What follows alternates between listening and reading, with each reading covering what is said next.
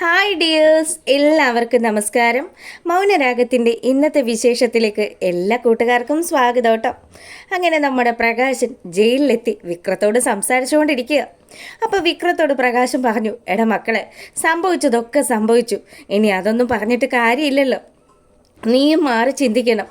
നമുക്ക് നല്ലൊരു ജീവിതം വേണം. എടാ മോനെ, നീ പുറത്തിറങ്ങിക്കഴിഞ്ഞാൽ അച്ഛനും മോൻ്റെ ഒപ്പം സമാധാനമായിട്ട് ജീവിക്കണം. എടോ, താൻ എന്താടോ പ്രകാശ ഈ പറയുന്നതെന്ന് വിക്രം ചോദിക്കുക. അച്ഛനെ പ്രകാശ എന്നൊക്കെ വിക്രം വിളിക്കുമ്പോഴത്തേക്കിനും പ്രകാശന് ഭയങ്കര വിഷമമായി. പ്രകാശനാണെങ്കിൽ ഇങ്ങനെ നോക്കി നിൽക്കുക, ഈ ചെറുക്കൻ എന്താ ഇങ്ങനെ പറയുന്നത്?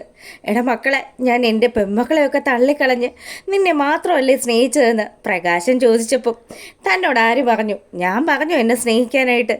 എടോ, താൻ എന്നെ സ്നേഹിക്കുമൊന്നും വേണ്ട. പിന്നെ താൻ ഇപ്പോൾ തന്നെ പെൺമക്കളെന്ന് പറഞ്ഞല്ലോ, അവളുമാർക്ക് ഞാൻ മൂലം പല പ്രശ്നങ്ങളും ഉണ്ടാവും. അതിനധികം വൈകാതെ തന്നെ ഞാൻ പുറത്തിറങ്ങും. ഇറങ്ങി പിന്നെ ഞാൻ തിരിച്ചിങ്ങോട്ടൊന്ന് കയറുന്നുണ്ട്. അത് തൻ്റെ പ്രിയപ്പെട്ട മക്കളുണ്ടല്ലോ, പെൺമക്കൾ കാർത്തികയും കല്യാണിയും. അവളുമാർക്ക് എന്തെങ്കിലുമൊക്കെ നഷ്ടങ്ങൾ സംഭവിപ്പിച്ചിട്ടായിരിക്കും. ഒന്നെങ്കിൽ അവരെ ഞാൻ കൊല്ലും, അല്ലെങ്കിൽ അവർക്ക് എന്തെങ്കിലും അപകടം അത് ഞാൻ വരുത്തി തീർത്തിരിക്കും. പിന്നെ അവരെ മാത്രമല്ല, എനിക്കെതിരെ ഈ കോടതിയിൽ വന്ന് കള്ളമൊഴി പറഞ്ഞ ഒരു സ്ത്രീ ഉണ്ടല്ലോ, എൻ്റെ അമ്മ, അവരെയും ഞാൻ വെറുതെ വിടില്ല. പിന്നെ തന്നോട് എനിക്കൊരു കാര്യം പറയാനുണ്ട്. താനേ ഇനി എന്നെ ആലോചിച്ചുകൊണ്ട് ഞാൻ വരും, ഞാൻ വയസ്സാം കാലത്ത് തന്നെ നോക്കുമെന്നും ആലോചിച്ചുകൊണ്ട് വെറുതെ സമയം വാഴാക്കാൻ നിൽക്കണ്ട. താൻ ഇങ്ങനെ നിന്ന് വെറുതെ ഇരുന്ന് ശവമാകുകയുള്ളൂ എന്ന് പ്രകാശൻ്റെ അടുത്ത് നമ്മുടെ വിക്രം പറഞ്ഞതും പ്രകാശനാണെങ്കിൽ ശരിക്കും വിഷമമായി. പ്രകാശൻ ആറ്റുനോറ്റ് വളർത്തിയെടുത്ത തൻ്റെ പുന്നാര മോനാണ് പ്രകാശൻ്റെ മുഖത്ത് നോക്കിയിട്ട്, തന്നെ ഞാൻ ഇനി നോക്കില്ലടോ, താൻ എവിടെയെങ്കിലും പോയി ജീവിക്ക്, ഇനി തനിക്ക് ജീവിക്കാൻ കഴിയില്ലെങ്കിൽ എവിടെയെങ്കിലും പോയി ചാകെന്ന് പറഞ്ഞു വിടുന്നത്. ആ ഒരു സങ്കടത്തിൽ, തൻ്റെ മകൻ തന്നെ തള്ളിക്കളഞ്ഞ സങ്കടത്തിൽ പ്രകാശൻ അങ്ങ് നന്നാവാൻ തീരുമാനിക്കുക. ആ പ്രകാശൻ നേരെ പോകുന്നത് ക്ഷേത്രത്തിലേക്കാണ്. അവിടെ എത്തിയതും പ്രകാശൻ മനസ്സുരുകി ദേവിയെ പ്രാർത്ഥിച്ചു. അതിനുശേഷം അവിടുത്തെ ആ ഒരു അരുവിയിൽ കുളിച്ച് ഒരു ശയനപ്രദക്ഷിണം ചെയ്യാനായിട്ട് നമ്മുടെ പ്രകാശൻ തയ്യാറാകുക. ഇത്രയും കാലവും താൻ ഒരുപാട് തെറ്റുകളൊക്കെ ചെയ്തു. ഇനിയും തനിക്ക് ആ തെറ്റിലേക്ക് പോകാൻ പറ്റില്ലല്ലോ. കല്യാണി എന്ന് പറയുന്ന കുഞ്ഞിനെ ആ കൊച്ചുകാലം മുതലേ ഒരുപാട് ഉപദ്രവിച്ചു. ഈ കാര്യങ്ങളൊക്കെ നമ്മുടെ പ്രകാശൻ്റെ മനസ്സിലൂടെ മിന്നി മാറുക. പാലും കൊണ്ട് പോകുന്ന നമ്മുടെ കല്യാണിയുടെ മുഖം കണ്ടാൽ നിന്നെ കണ്ട അപശകുനമാണെന്നും, അതുപോലെ അപ്പുറത്തെങ്ങാനും പോയി ഇരുന്നൂടെ, ഓടിച്ചാടി നടക്കുമെന്നൊക്കെ പറഞ്ഞ് പാവം നമ്മുടെ കല്യാണി, ആ കുഞ്ഞു കല്യാണിയെ വേദനിപ്പിച്ച കാര്യങ്ങളൊക്കെ പ്രകാശൻ്റെ മനസ്സിലൂടെ ഇങ്ങനെ പോകുമ്പോൾ പ്രകാശന് മനസ്സിലായി, ഇത്രയും കാലവും താൻ ചെയ്തു കൂട്ടിയതൊക്കെ ചെറ്റത്തരമായിരുന്നു എന്ന്. അങ്ങനെ നമ്മുടെ പ്രകാശൻ ആ അമ്പലത്തിൽ ശയന പ്രദക്ഷിണം ചെയ്യുക. ശരിക്കും വയ്യാത്ത കാലം വെച്ച് പ്രകാശൻ ആ ഒരു ഉരുളുമ്പോൾ നമുക്ക് പ്രേക്ഷകർക്കും ഒക്കെ കുറച്ച് വിഷമം തോന്നും കേട്ടോ. അങ്ങനെ പ്രകാശൻ ആ ഒരു നേർച്ചയൊക്കെ നടത്തിയിട്ട് അവിടെ വിഷമിച്ചിങ്ങനെ ഇരിക്കുമ്പോൾ തിരുമേനി വന്നു. എന്നിട്ട് ചോദിച്ചു, അല്ല പ്രകാശ, ഇതൊക്കെ മനസ്സറിഞ്ഞ് തന്നെ ചെയ്യുന്നതാണോ, അതോ ആരെങ്കിലും കാണിക്കാനുള്ള പുറപ്പാടാണോ? അല്ല, പ്രകാശൻ്റെ അമ്മയും മക്കളും ഭാര്യയും ഒക്കെ വരുന്നത് ഇവിടെയാണല്ലോ. ഇനി പ്രകാശൻ്റെ ഈ ഒരു ഉരുളലും കാര്യങ്ങളും ഒക്കെ കണ്ട് ഞാൻ പ്രകാശനെ കുറിച്ച് നല്ലത് പറയാൻ വേണ്ടിയിട്ടാണോ പ്രകാശൻ ഇങ്ങനെ കിടന്ന് കഷ്ടപ്പെടുന്നത്? അല്ല തിരുമേനി, ഒരിക്കലും അല്ല. തിരുമേനിക്ക് അങ്ങനെ തോന്നിയെങ്കിൽ അതിൽ ഞാൻ തെറ്റൊന്നും പറയില്ല. പിന്നെ ഒരിക്കലും ദേവി പോലും എന്നോട് പൊറുക്കില്ല. ആ രീതിയിലുള്ള തെറ്റുകളാണ് തിരുമേനി ഞാൻ ചെയ്തിരിക്കുന്നത്. അതുകൊണ്ട് തിരുമേനി, ഇനിയുള്ള കാലം എൻ്റെ പെൺമക്കൾക്ക് വേണ്ടി എന്തെങ്കിലും കാര്യങ്ങളൊക്കെ ചെയ്യണം. അത് ഞാൻ എങ്ങനെ കഷ്ടപ്പെട്ടിട്ടാണെങ്കിലും ഞാനത് ചെയ്തിരിക്കും. തിരുമേനിയാണെങ്കിൽ ആകെ അന്തം വിട്ട് കുന്തം വിഴുങ്ങി നിൽക്കുക. ഇവൻ പറയുന്നതൊക്കെ ഉള്ളത് തന്നെയാണോ, അതോ കള്ളനാണ്, കള്ളന് കഞ്ഞി വെച്ചവനുമാണ്, അതുകൊണ്ട് അതൊന്നും വിശ്വസിക്കാൻ നമ്മുടെ തിരുമേനി കൂട്ടാക്കുന്നില്ല.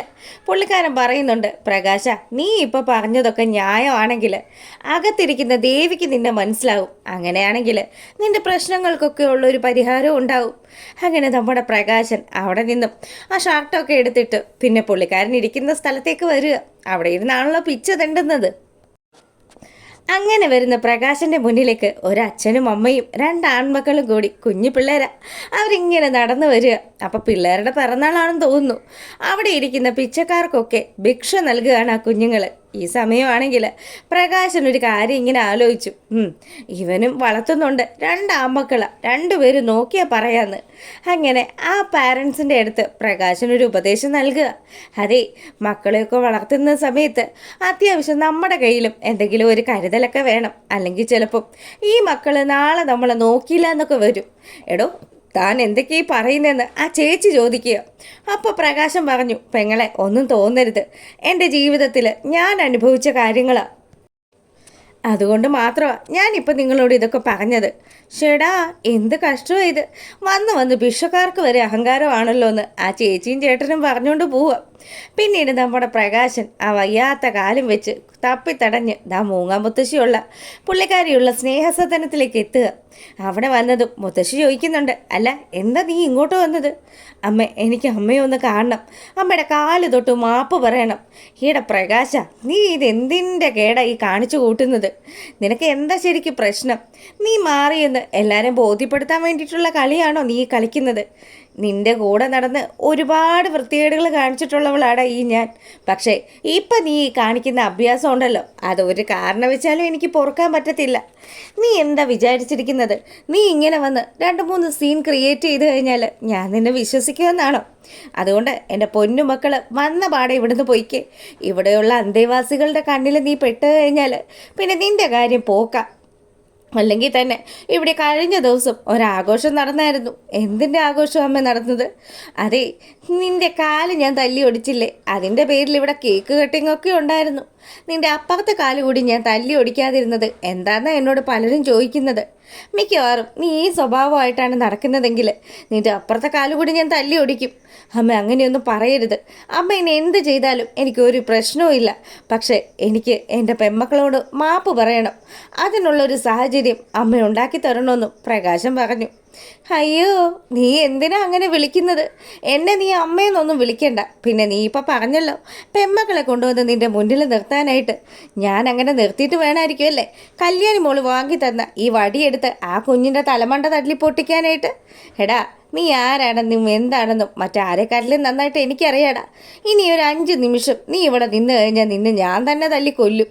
അതുകൊണ്ട് ഇറങ്ങി പോടാന്ന് പറഞ്ഞ് പ്രകാശൻ്റെ കഴുത്തിന് പിടിച്ച് തള്ളുക മൂങ്ങ.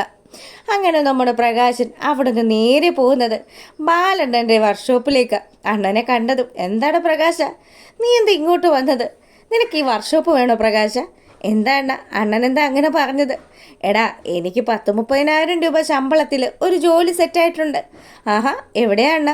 നിൻ്റെ മോള് കാർത്തികയുണ്ടല്ലോ, അവളുടെ ഡ്രൈവറായിട്ടാ 1-ാം തീയതി മുതൽ ജോയിൻ ചെയ്യണമെന്നാണ് പറഞ്ഞിരിക്കുന്നത്. പിന്നെ എന്നെ വന്ന് കാണുന്നതിൻ്റെ ഉദ്ദേശം എന്താണെന്ന് എനിക്ക് മനസ്സിലായില്ലല്ലോ. അണ്ണ, ഞാൻ എൻ്റെ പെമ്മക്കളോട് ചെയ്തതിനൊക്കെ എനിക്ക് മാപ്പ് ചോദിക്കണം അണ്ണ. ഇവിടെ പ്രകാശ, നീ ഈ പറയുന്നത് വല്ലതും ഉള്ളതാണോ എന്ന് ബാലൻ ചോദിക്കുക. നിന്നെ കുറേ കൊല്ലമായിട്ട് എനിക്കറിയാമല്ലോ. 10-25 വർഷമായിട്ട് നിൻ്റെ ഭാര്യമാർ പോലും മനസ്സിലാക്കാത്തത് ആ കാര്യങ്ങൾ നിന്നെപ്പറ്റി മനസ്സിലാക്കിയവനായി ഈ ബാലൻ. എൻ്റെ അടുത്ത് തന്നെ വേണോ നിൻ്റെ നമ്പർ? അതുകൊണ്ട് അധികം നിന്ന് കളിക്കാണ്ട് വീട്ടിൽ പോയിക്കോ എന്ന് പറഞ്ഞ് പ്രകാശനെ പറഞ്ഞയക്കുക നമ്മുടെ ബാലണ്ണൻ. അപ്പോഴും പ്രകാശൻ പറയുന്നുണ്ട്, ഇല്ല അണ്ണ, ഞാൻ മാറി. അപ്പോൾ ഇതിൻ്റെ വൈകുന്നേരം പ്രമോയുമായിട്ട് വരാം. ഇഷ്ടമായിട്ടുണ്ടെങ്കിൽ ലൈക്ക് ചെയ്യുക.